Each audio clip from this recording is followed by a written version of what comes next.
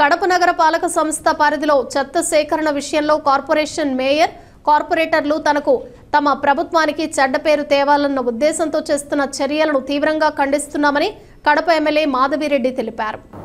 కూటమి ప్రభుత్వం అధికారంలోకి వచ్చాక చెత్త మీద పన్ను వసూలు చేయము అనేది మన కూటమి వాగ్దానము, ప్రభుత్వం యొక్క వాగ్దానం ఎలక్షన్ ముందు. ఆ విధంగా ప్రభుత్వం అధికారంలోకి రాగానే ఏ విధమైన జీవో ఇవ్వకున్నా కూడా ఎక్కడా కూడా చెత్తకు డబ్బులు కలెక్ట్ చేసుకోవట్లేదు ప్రజల సౌకర్యార్థం. చెత్తను కొన్ని చోట్ల కలెక్ట్ చేయట్లేదు, వారానికి వస్తుందని 4 రోజులకు వస్తుందని దీని మీద రివ్యూ చేయడం జరిగింది. రివ్యూ చేస్తే తెలిసిన విషయం ఏంటంటే ఈ కడప కార్పొరేషన్కి సంబంధించిన మేయర్ గారు చెత్తను కలెక్ట్ చేసుకోవడానికి అయ్యే ఖర్చులకు సంబంధించిన డబ్బు కార్పొరేషన్ ఇవ్వదు, మేమెందుకు ఇవ్వాలి అని చెప్పేసి సంబంధిత అధికారులను పిలిచి చెప్పడం జరిగింది. దానివల్ల దాదాపు ఇంతకుముందు చెత్త కలెక్ట్ చేసుకోవడానికి వచ్చిన వాహనాలను సగానికి సగం తగ్గిస్తూ దశల వారీగా ఆ వాహనాలను తగ్గించి కార్పొరేషన్ చెత్త కలెక్షన్కి డబ్బులు ఇవ్వము అని చెప్పేసి ఆయన చెప్పింది. నేను ఒకటే ప్రశ్నిస్తున్నాను, మీ ద్వారా ప్రజలకు ఈ విషయం చేరవేస్తున్నాను.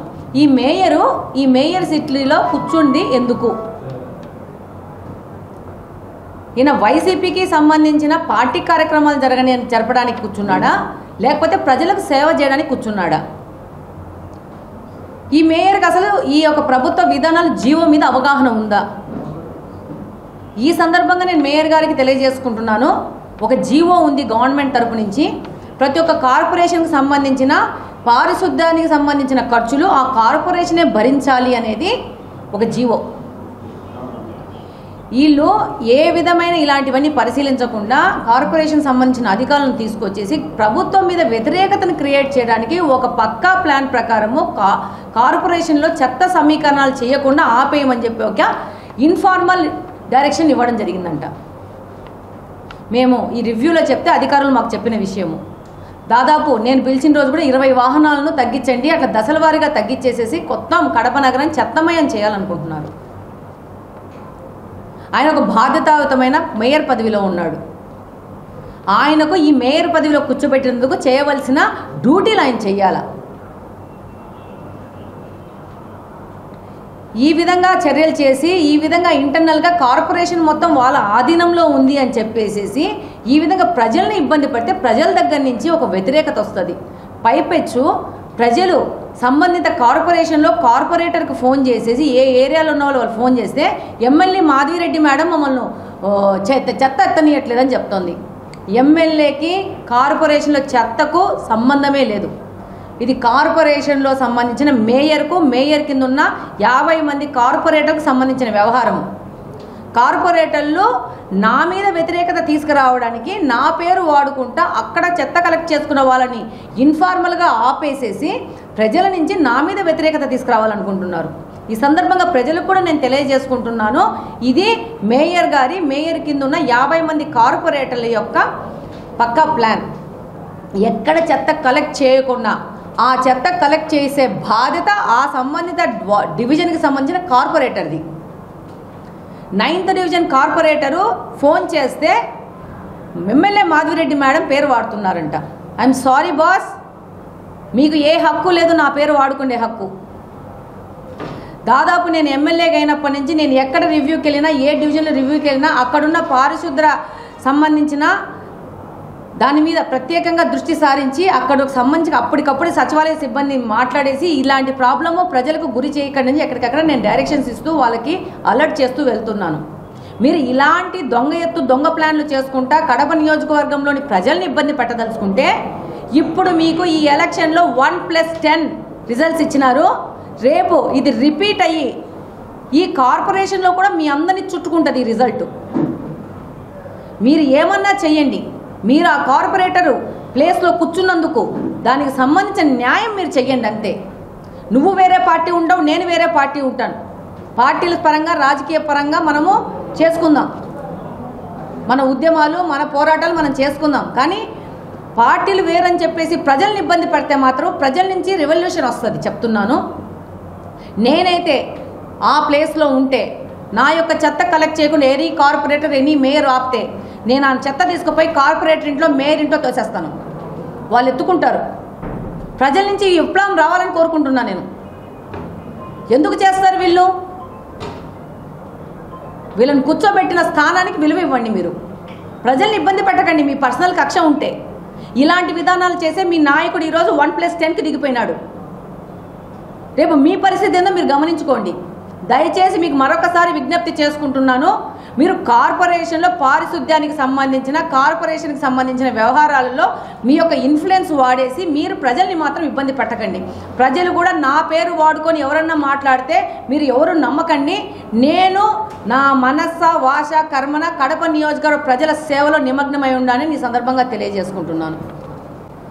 రెండవ పాయింట్, కడప నగరంలో ముఖ్యంగా మనం ఇప్పుడు ఫేస్ చేస్తూ ఉండేది, మనం అనుకున్న దానికంటే పెద్ద ఎత్తున గాంజా, ఈ నష, ఈ యొక్క ప్రాబ్లం చాలా ఉంది. ఈ మధ్య నేను బిస్మిల్లా నగర్కి పోతే మహిళలు స్వచ్ఛందంగా వచ్చి అమ్మ గాంజానే కాదు సొల్యూషను, మెడికల్ షాప్ నుంచి నషాబ్ గొళీలు పెట్టేసి వాటి ద్వారా పిల్లలు చెడిపోతున్నారు, ఇంజెక్షన్స్ పెట్టుకొని మత్తు కలిగించే వాటిని ఇంజెక్ట్ చేసుకుంటున్నారని చెప్తున్నారు. వీటన్నిటి మీద చాలా సీరియస్ యాక్షన్లో ఉన్నాము. కొంతమంది మాకు వచ్చి చెప్పడం అప్పటికంటే కొంత పర్సంటేజ్ తగ్గింది అని చెప్తున్నారు. Still we have to work hard. దాని మీద చాలా సీరియస్ యాక్షన్లో ఉన్నాం. దీనికి సంబంధించి డిఐజీ గారిని కానీ ఎస్పీ గారిని కానీ మాట్లాడడం జరిగింది. How to go head. ఈ యొక్క మెడికల్ షాప్స్లో కూడా నషా బిల్లలు అమ్ముతున్నారు, వాటి మీద కూడా ఎలాంటి యాక్షన్స్ తీసుకోవాల్సిన అవసరం ఉంది, వీటన్నిటి గురించి మాట్లాడడం జరిగింది. ముందు చాలా పెద్ద ఎత్తున ఈ యొక్క గాంజా, నషా, ఈ సొల్యూషన్స్ వీటి మీద దాడి చేయడం జరుగుతుంది. వీటిని తగ్గించే కార్యక్రమంలో నిరంతరంగా పనిచేస్తాం. ఈ విధంగా ఎవరన్నా గాంజా తీసుకుంటున్నా, గాంజా అమ్ముతున్నా, గాంజా, నషా ఇలాంటి వాటిలో ఇన్వాల్వ్ అయి ఉన్నా కానీ ఒక టోల్ ఫ్రీ నెంబర్ పెట్టుకొని మీరు స్థానికులు ఇటువంటి సంబంధం లేకుండా ప్రజలు పౌరులకు ఎటువంటి ఎఫెక్ట్ లేకుండా వాళ్ళకు ఒక నెంబర్ ఇస్తాము. ఆ నెంబర్కి ఫోన్ చేస్తే ఇమ్మీడియట్గా మీ సంబంధం లేకుండా యాక్షన్ చేసే విధంగా కొత్త పద్ధతిన ఆధునిక పద్ధతులు ముందుకు పోవడం జరుగుతుంది. నాకు మా బిస్మిల్లా నగర్ పోతే మహిళలు చెప్పారు, మేమేమాత్రం కంప్లైంట్ చేసినా కూడా మళ్ళీ మా మీద దాడులు ఉన్నాయి అంటున్నారు. దాని మీద కూడా సమగ్రంగా మేము ముందుకెళ్తాము. మీకు ఏ విధమైన నష్టం జరగకుండా దీన్ని ఎలా నిర్మూలన చేయదాని గురించి ప్రత్యేకంగా పద్ధతులు ఆలోచించుకొని పోలీస్ డిపార్ట్మెంట్ సహకారంతో, ప్రభుత్వ సహకారంతో ముందుకు పోవడం జరుగుతుందని తెలియజేసుకుంటున్నాను. అలాగనే ఈ యొక్క కడప టౌన్లో గూండాలము, దాదాలము అనుకునే వాళ్ళందరూ రోడ్ల మీదకి వచ్చి కుర్చీలు వేసుకొని కూర్చొని సాయంత్రాలలో ప్రజలను భయభ్రాంతులు చేస్తున్నారు. మీ అందరికీ చిన్నపాటి విన్నపము, మీరు ఇట్లాంటి చేష్టలు మానుకొని మీ ఇళ్లలో, మీ లివింగ్ రూమ్లలో కుర్చీలు వేసుకొని కూర్చోండి. మీ మీటింగులు మీ ఇళ్లలో పెట్టుకోండి, మీ కాంపౌండ్ వాళ్ళు లోపల పెట్టుకోండి. మీరు రోడ్ల మీదకి వచ్చి కుర్చీలు వేసుకొని ప్రజలను భయప్రాంతులు చేసుకుంటూ ఆ యొక్క ఏరియాలో మిమ్మల్ని దాదాలు, పెద్ద పోటుగాలు అనుకోవాలని మీరు ఫీల్ అవుతున్నారేమో. ఈపులు విమానం మూత మోస్తాయి. డెఫినెట్గా అది స్కూళ్ళల్లో, మున్సిపల్ పిల్లల స్కూళ్ళల్లో వాటర్ ప్లాంట్లు పెట్టుకుంటారు కొంతమంది వైసీపీకి సంబంధించిన చిన్న నాయకులు. వాళ్ళు నాయకులు అనుకొని సొసైటీలో చలామణి అవుతున్నారు. వాళ్ళ దృష్టిలో వాళ్ళు చాలా పెద్దోళ్ళని, మినిమం కామన్ సెన్స్ లేదు. స్కూళ్ళల్లో అప్పుడున్న అధికారంలో ఉన్న వారిని వాడుకొని గవర్నమెంట్లో ఉన్న లాలో ఉన్న లొసుగుళ్ళు తీసుకొని ఈ యొక్క స్కూళ్ళల్లో రకరకాల ప్లేసెస్లో ప్రభుత్వానికి సంబంధించిన ప్లేస్లో వాటర్ ప్లాంట్లు పెట్టినారు. మీరు స్వచ్ఛందంగా మీ వాటర్ ప్లాంట్లు తీసేసేసి మట్టంగా వైండప్ చేసుకొని పోతే బ్రహ్మాండంగా ఉంటుంది. లేకపోతే యాక్షన్స్ తీసుకున్నాక అది కూడా ఇంకా బ్రహ్మాండంగా ఉంటుంది. అక్రమ లేఅవుట్ల మీద ప్రభుత్వము చాలా కఠినతరమైన వ్యవహార శైలితో ముందుకు పోతూ ఉంది.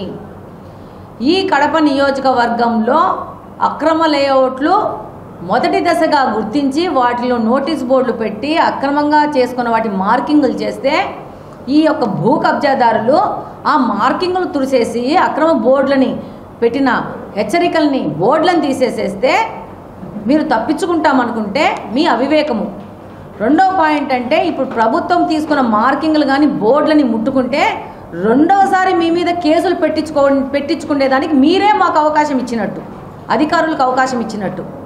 కాబట్టి మీరు ఈ యొక్క భూ కబ్జాల్లోంచి కోట్లకు పోయేసి కోట్లలో స్టేలు తెచ్చుకొని మీరేదో తప్పించుకుంటామనుకుంటే అది కూడా దాంట్లో కూడా మీరు ఏదైనా సఫలత సాధించలేరు.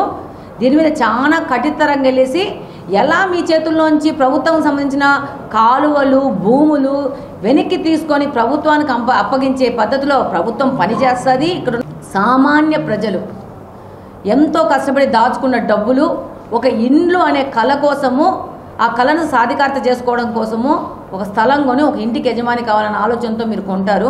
మీరు ఈ ఇల్లు కొనేటప్పుడు వాటికి ప్రాపర్ పర్మిషన్స్ ఉన్నాయా, అనుమతులు ఉన్నాయా లేదని ప్రతి ఒక్కరు చెక్ చేసుకోవాలని చెప్పి ఈ నియోజకవర్గంలోని ప్రజలకు అందరికీ నేను విజ్ఞప్తి చేసుకుంటున్నాను. నా పేరు చెప్పి ఎమ్మెల్యే గారు చెప్పినారు, ఎమ్మెల్యే గారు అనుమతులు ఇచ్చినారని చెప్పి ఎవరు చెప్పినా వినద్దండి. నేను ఏ విధమైన అసహజమైన అనుమతులు నేను ఇవ్వను. మొన్ననే మినిస్టర్ నారాయణ గారు ఏ అక్రమ కట్టడం జరిగినా till from that date meeting జరిగింది 12వ తేదీ. 12వ తేదీ నుంచి ఏ అక్రమ కట్టడం జరిగినా కూడా వాటిని కూల్ చేయమని చెప్పారు. దీంట్లో ఏ విధమైన డిస్కషన్ లేదు, ఏ విధమైన వాళ్ళకి నోటీసులు ఇచ్చేది లేదు, కూల్చిపడేయడమే. దాదాపు 22 కాలువలు అప్రూవల్ అవ్వడం చేయడం జరిగింది. దాని మీద టెండర్ ప్రక్రియ జరిగింది. అందులో 5 కాలువలు ఆల్రెడీ స్టార్ట్ చేసేసి 4 కాలువలు ఫినిష్ చేయడం జరిగింది. మిగతావి జరుగుతూ ఉన్నాయి. దశల వారీగా ఆ కాలువల నిర్మాణం జరుగుతూ ఉంది. కాంట్రాక్టర్కి బిల్లు పెండింగ్లో ఉంది, 4 కోట్ల బిల్లు పెండింగ్లో ఉంది. దాన్ని కాంట్రాక్టర్కి ఇప్పించి ఆర్థికంగా ఆయనకు ఇబ్బంది లేకుండా చేసి రెస్ట్ ఆఫ్ ద కాలువలు కూడా మొదలు పెట్టించి ముందుకు పోవాల్సిన అవసరం ఉంది. ఇక్కడ ఉన్న ఎమ్మెల్యేగా ప్రభుత్వం దగ్గర నుంచి నిధులు సమీకరించడానికి కానీ ఆ విధంగా పనిచేయడానికి కానీ నేను ఎప్పటికీ సిద్ధంగానే ఉన్నాను. ప్రజలకు మంచి నాణ్యమైన పరిపాలన, నాణ్యమైన సేవ ఇచ్చే విధంగా ముందుకెళ్తాను.